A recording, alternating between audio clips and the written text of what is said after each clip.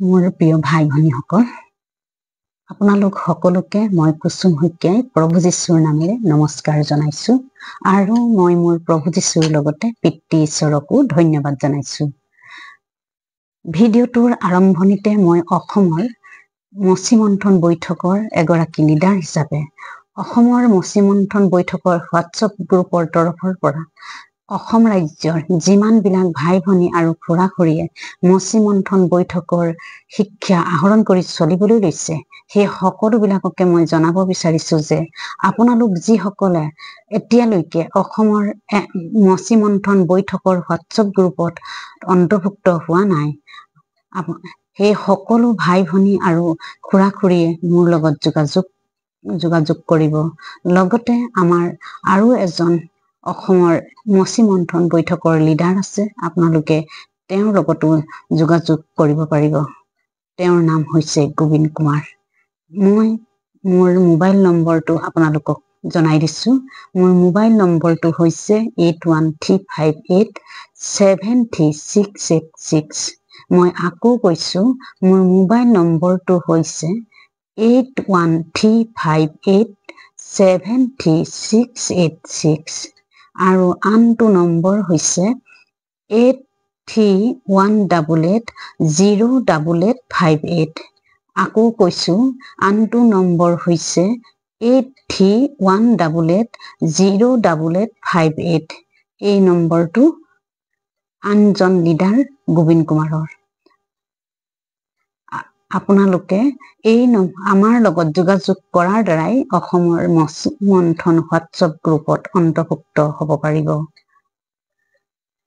আৰু মই আপোনালোকক লগতে জনাব বিচাৰিছো যে যিসকল অসমৰ ভাই ভনী আৰু খুৰা খুৰীয়ে বাইবেল কলেজলৈ গৈ বাইবেলৰ শিক্ষা আহৰণ কৰাৰ কথা ভাবি আছে, সেই সকলোবিলাক ভাই ভনী আৰু খুৰা খুৰীয়ে মচি মন্থন বৈঠকৰ director and founder brother Daniel ৰাজৰ দ্বাৰা D12 শ্বৰ্ট টাইম বাইবেল কলেজৰ জৰিয়তে বাইবেলৰ যি সম্পূৰ্ণ শিক্ষা দান কৰা হৈছে, আপোনালোক সকলোৱে যাতে সেই মুম্বাইলৈ গৈ D12 শ্বৰ্ট টাইম বাইবেল কলেজত যাতে আপোনালোকে বাইবেলৰ সম্পূৰ্ণ শিক্ষা গ্ৰহণ কৰে, কিয়নো আপোনালোকে এই D12 শ্বৰ্ট টাইম বাইবেল কলেজত দ্বাৰা যি শিক্ষা আহৰণ কৰিব, সেয়া সঁচাকৈয়ে আচৰিত মানিবলগীয়া। ঈশ্বৰৰ আত্মাৰ দ্বাৰাই যি তেওঁৰ সেৱক এই 21 শতিকাত পাচনি পৌলৰ দৰে ব্ৰাদাৰ ডেনিয়েল ৰাজৰ যোগেদি ঈশ্বৰৰ আত্মাই শিক্ষা দান কৰি আহিছে তেওঁৰ সন্তানবিলাকক, আৰু এই 7 দিনতে যি বাইবেলৰ সম্পূৰ্ণ জ্ঞান শিক্ষা দান কৰোৱাইছে, সৃষ্টিৰ আৰম্ভণিৰ পৰা প্ৰকাশিত বাক্যলৈকে, আৰু মানুহ পাপত প্ৰথম সৃষ্টি মানুহ পাপত পৰাৰ পৰা ৰূপান্তৰিত হোৱালৈকে, এই সকলোখিনি আপোনালোকে তাত গৈ বিশদভাৱে আৰু পুংখানুপুংখকৈ জানিবলৈ পাৰিব। মোৰ বিশ্বাস আৰু ঈশ্বৰৰ ইচ্ছা, আপোনালোক সকলোকে যিসকলে এই শিক্ষা গ্ৰহণ কৰাৰ কথা ভাবিছে, নিশ্চয় আপোনালোকে তালৈ গৈ সেই শিক্ষা গ্ৰহণ কৰিব। এতিয়া মই আজিৰ বিষয়টোলৈ আহিছো। বিষয়টো হৈছে আমি বাইবেল কেনেদৰে পঢ়িব লাগে বা অধ্যয়ন কৰিব লাগে। মই ইয়াৰ আগৰ ভিডিঅ'টোত এই বিষয়ে আপোনালোকক যিমানখিনি আত্মাই জনাবলৈ দিয়াৰ দ্বাৰাই জনালো, আজিও মই ঈশ্বৰৰ ইচ্ছাৰ দ্বাৰাই ইয়াৰ ওপৰত যিমানখিনি জনাবলৈ দিব, মই সিমানখিনি জনাব বিচাৰিম, কিয়নো ঈশ্বৰৰ ইচ্ছাৰ বাহিৰে মই একো ক'ব নোৱাৰো। মই আপোনালোকক যোৱা ভিডিঅ'টোত যিখিনি বাকী ৰৈ গ'ল, সেইখিনিয়ে আজি এই ভিডিঅ'টোৰ যোগেদি ঈশ্বৰৰ ইচ্ছাৰ দ্বাৰাই সম্পূৰ্ণ কৰি জনাবলৈ লৈছো। ইয়াৰ আগৰ ভিডিঅ'টোত আপোনালোকক জনাইছিলো যে আমি বাইবেলৰ বাক্য প্ৰসংগত ৰাখি অৰ্থাৎ সন্দৰ্ভৰ ভিতৰত অৰ্থাৎ কনটেক্সট ৰাখি পঢ়িব লাগে আৰু প্ৰসংগ বা সন্দৰ্ভ বা কনটেক্সৰ বাহিৰত ৰাখি পঢ়িব নালাগে। লগতে প্ৰসংগ বা সন্দৰ্ভ বা কনটেক্সৰ অৰ্থৰ বিষয়েও জনোৱা হৈছিল আৰু কনটেক্সৰ বাহিৰত বা সন্দৰ্ভ বা প্ৰসংগৰ বাহিৰত শিক্ষা দিয়া আৰু পঢ়িবলৈ শিকোৱা এই শিক্ষা যে সম্পূৰ্ণ ভুল সেই বিষয়েও মই আপোনালোকক জনাইছিলো আৰু ঈশ্বৰৰ বাক্য যে ঠিক ৰূপে লৈ ঠিক ৰূপে ব্যৱহাৰ কৰিব লাগে আৰু বাক্য ইফাল সিফাললৈ নিব নালাগে। তেনে কৰিলে যে বাক্য অৰ্থান্তৰ কৰা হয়। লগতে ইয়াকো কোৱা হৈছিল যে বাক্যবোৰত যোগ আৰু বিয়োগ কৰিব নালাগে। তেনে কৰিলে যে সেইজনত ঈশ্বৰে পুস্তকত থকা উৎপাতবোৰ যোগ কৰিব আৰু বিয়োগ কৰিলে ঈশ্বৰে যে জীৱন বৃক্ষ আৰু পবিত্ৰ নগৰৰ পৰা সেইজনৰ ভাগ গুচাব এই বিষয়েও জনোৱা হৈছিল। আজি আপোনালোকক জনাবলৈ লৈছো যে আমি বাইবেল পঢ়োতে এই কথাকেইটাও গুৰুত্ব দিব লাগিব। প্ৰথমটো হৈছে কোনে কোৱা কথা লিখা হৈছে, দ্বিতীয়টো কোনে লিখিছে আৰু কাৰ কাৰণে লিখিছে, 3 নম্বৰত কিয় লিখিছে, 4 নম্বৰত কেনেদৰে লিখিছে অৰ্থাৎ লিখাৰ আৰ্হি আৰু 5 নম্বৰত কি সকলো বাক্য আজি এই সময়ৰ বাবে নে তাক জানিব লাগিব। প্ৰথম উত্তৰটো হৈছে বাইবেলখন মানুহে লিখা আৰু কমেও 40 জন লিখকৰ আৰু 5 জন মানুহে কোৱা লিখা হৈছে।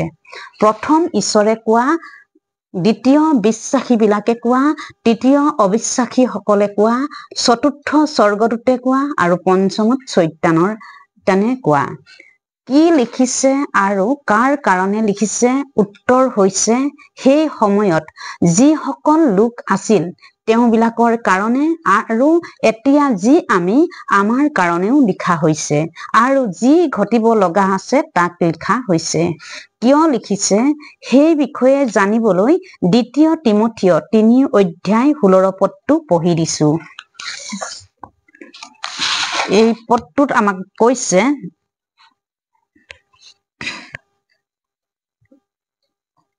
গোটেই শাস্ত্ৰ ঈশ্বৰৰ নিশ্বাসিত। অৰ্থাৎ এই বাক্যটোত আমাক কৈছে যে বাইবেলৰ বাক্য ঈশ্বৰৰ নিশ্বাসৰ দ্বাৰা লিখা হোৱা আৰু আমাক এই বাক্যৰ দ্বাৰা শিক্ষা দিয়া হৈছে সৎকৰ্মত সুসজ্জিত হবৰ বাবে আৰু ধাৰ্মিকতাৰ বিষয়ে। আৰু 4 অধ্যায় এই তিমথিয় কিতাপখনৰ তিমথিয়ৰ 4 অধ্যায় 2 পৰা 4 পদলৈকে আমাক কৈছে। মই বাক্যকেইটা পঢ়ি দিছো। এই বাক্যকেইটাৰ হৈছে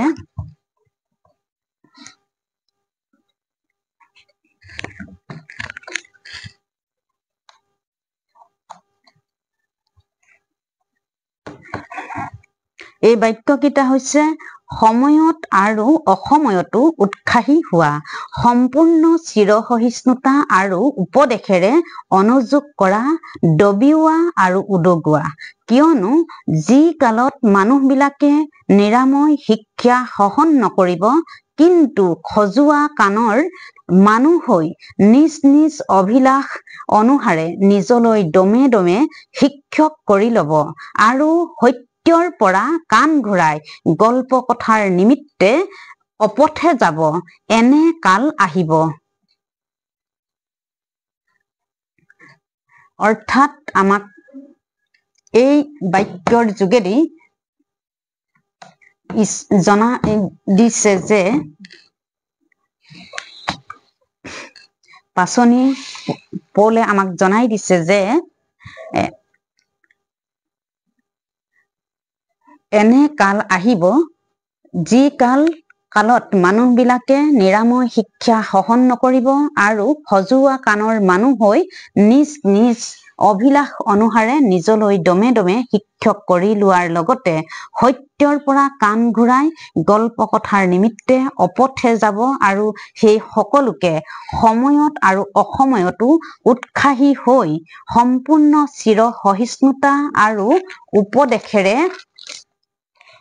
অনুযোগ কৰি দবিওৱাৰ লগতে উদগাবৰ বাবে কেনেধৰণে লিখিছে কাহিনী হিচাপে উদাহৰণ স্বৰূপে ঘটনা হিচাপে ব্যংগাত্মকভাৱে আৰু আজ্ঞা দিয়া আমি পঢ়োতে কাহিনী হিচাপে লিখাবোৰ কাহিনী হিচাপে ৰাখি পঢ়িব লাগে আৰু উদাহৰণ স্বৰূপে লিখাবোৰ উদাহৰণ হিচাপে ৰাখি পঢ়িব লাগে আৰু ঘটনা হিচাপে দিয়াবোৰ আমি লিখাবোৰ ঘটনা হিচাপে লিখাবোৰ ঘটনা হিচাপত ৰাখি পঢ়িব লাগে আৰু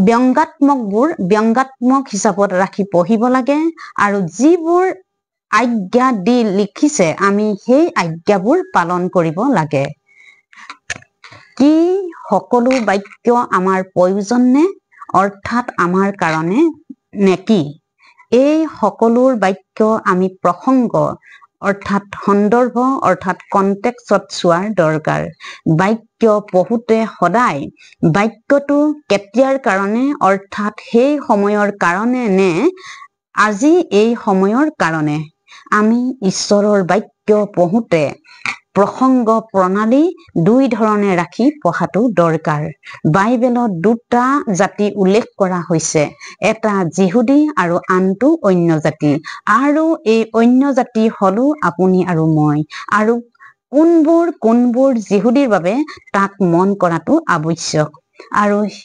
সেইবিলাক তেনেদৰে যিহুদীত ৰাখি পঢ়িব লাগে আৰু যিবোৰ অন্য জাতি তাক অন্য জাতিত ৰাখি পঢ়িব লাগে যদি আমি সেই গোটেইবোৰ কথা জানি লৈ বাইবেলৰ বাক্য পঢ়িবলৈ লওঁ বা পঢ়ো তেনেহলে আমি বাইবেলৰ বাক্যৰ পৰা সত্য আৰু শুদ্ধ জ্ঞান শিক্ষা লাভ কৰাৰ লগতে আমি পথভ্ৰষ্ট হৈ বিপথে নাযাওঁ আজিলৈ ভিডিঅ'টো ইমানতে সামৰিছো পুনৰ নতুন এটা ভিডিঅ'ৰ সৈতে আপোনালোকক লগ পাম বুলি আশা ৰাখিলো